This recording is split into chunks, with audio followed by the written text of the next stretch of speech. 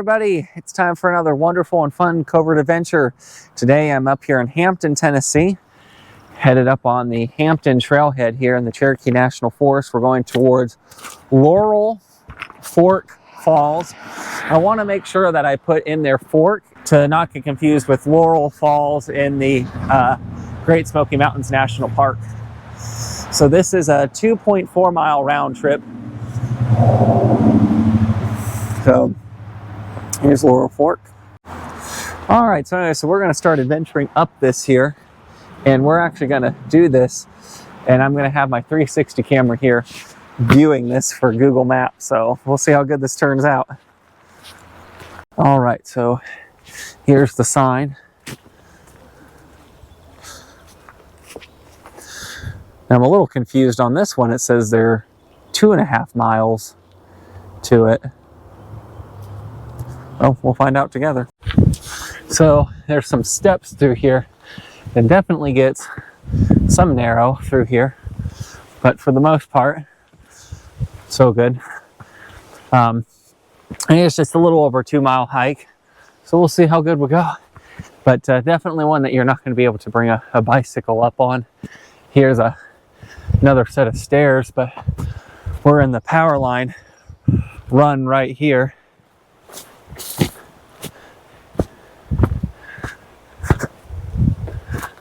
But they've recently come through here, mowed this out. One thing I've noticed is the trail here is marked blue. Now, we haven't gotten to the Appalachian Trail just yet, which we'll meet up here in just a second. Well, trail's pretty wide and is actually in relatively good shape. All right, so now we're getting ready to enter into the Pond Mountain Wilderness area.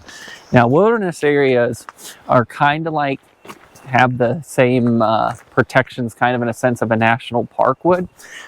You can't actually fly a drone in a wilderness area, so that's why I didn't bring the drone. And you'll see some of the signs get a little different when you're up here in a national forest, especially kind of the shape in that too. So, but we're on the Hampton Blueline Trail 501. We're getting ready to meet the junction with the Appalachian Trail. And we are on blue, so we're going to make sure we want to start sticking with anything that's got blue on it. You can see that these stones and stuff have been placed here for stairs. Probably was something the CCC did and hasn't been properly replaced since then.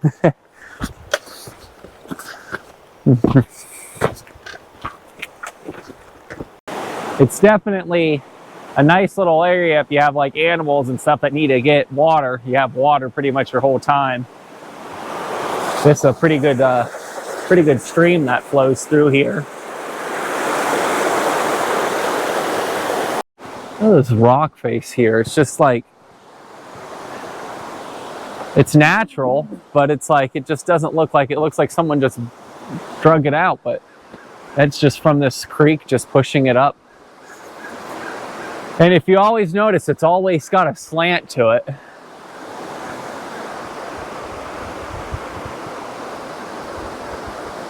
So now we're getting to a part where it starts to get a little narrower here on the trail.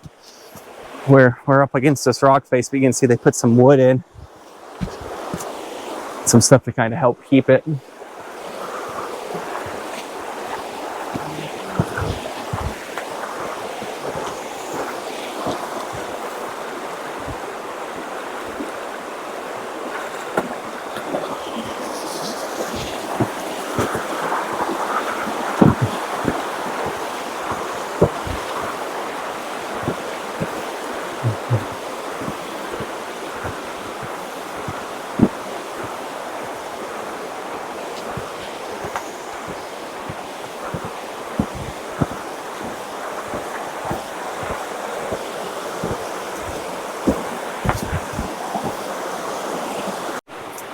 All right, guys, so now we're getting ready to cross over our first creek or stream. I guess this is a creek. junction up here. You can see here's a really nice wooden bridge. It looks like it is a single log that they've built a frame on top of. And that column on the other side looks like it's been here for a while, so probably a CCC built. Okay, so it's actually 2 logs that they built this on top of. And high above the water, so if there's ever any flooding, I don't think it should get to it. All built out of landscaping timbers. Yeah, we can stay here for a minute. So you can see here, this is the original foundation, so there probably was another type bridge that came across. And you can see it's probably about a good 50-foot bridge across there, making its way through. So you can see the water has gotten up on this side when it floods and pushes through. So, all right, now we're getting ready to cross over our second bridge up here. It looks like it's a normal type bridge. When I'm using that term, a lot of the ones in the Smokies are really just logs across, but this is built wide enough to about 3-4 foot wide and is on a log. But these are all built out of landscape timbers, which I find is very resourceful, because they're not that expensive and they last for a little while.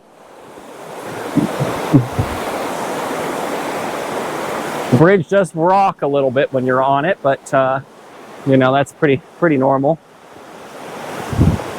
They do have steps on them, so once again, you're not getting a bicycle or anything else really up here. But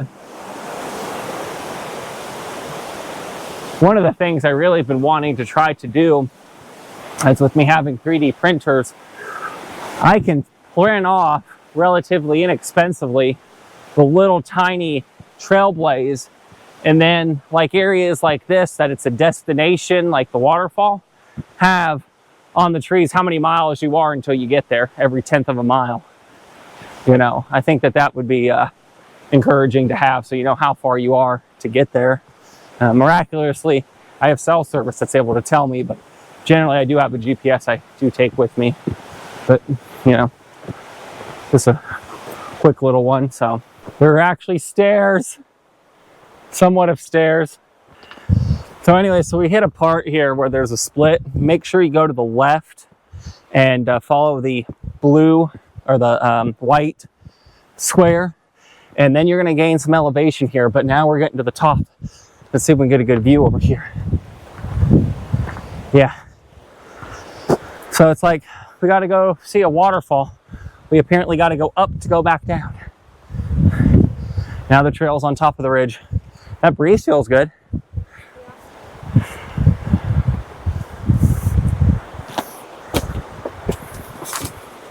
The trail for the most part really hasn't been that bad, bumpy or anything like that. It's just a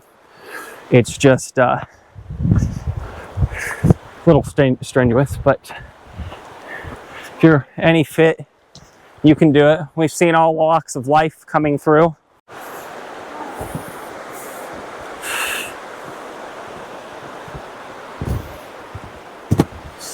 Yeah, this gets a little dicey through here.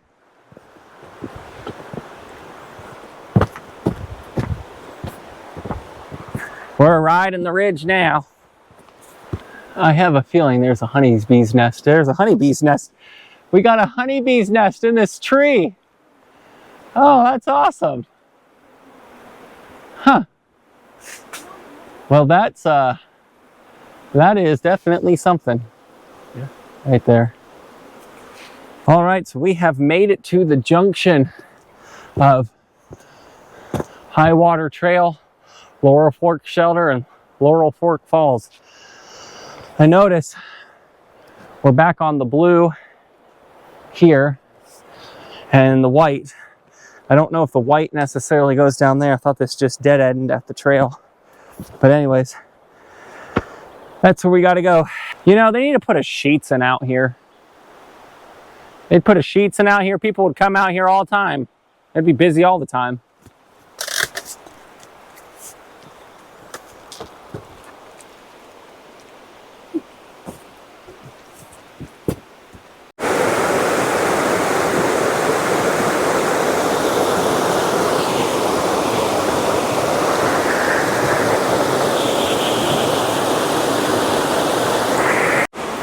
All right, guys, we are getting close. We are here.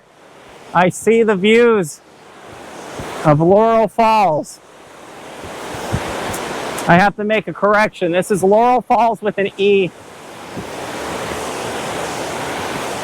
Man, I wish I would have brought the drone, but I can't fly it here. You see there's some people down here.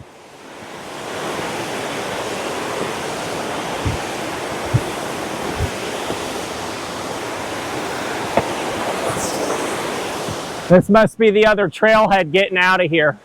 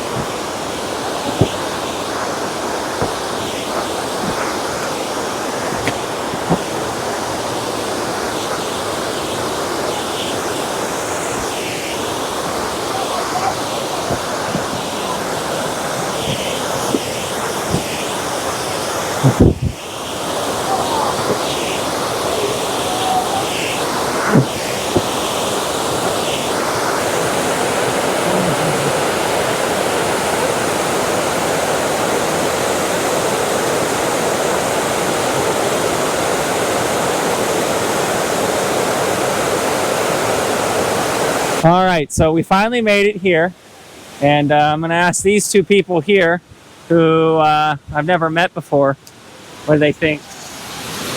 Very nice. It's great. You know, we got to have a little comedy on this channel. That was a hike and a half. We were not expecting all that, but hey, you know what? It works, right?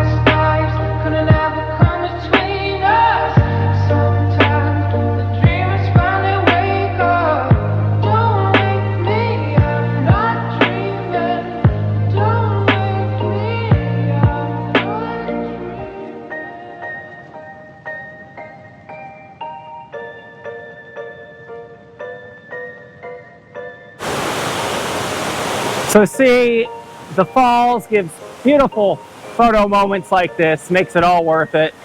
Was it worth it? Yeah. All right, they say it was worth it. Until next time, I'm Christopher Covert, and this is Covert Adventures.